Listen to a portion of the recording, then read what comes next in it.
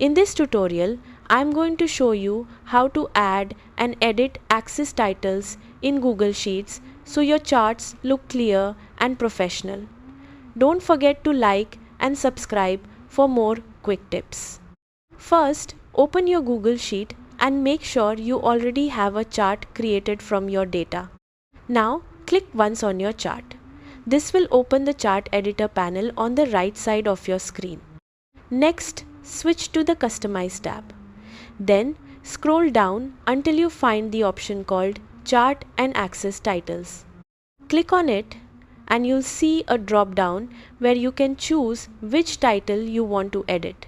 Select Horizontal Axis Title for the X-axis or Vertical Axis Title for the Y-axis. Once selected, type your desired title into the text box below. You'll instantly see it update on your chart. You can repeat this for both axes to fully label your data. Clear axis titles make your charts much easier to understand, especially when sharing with others or presenting your work. And that's it.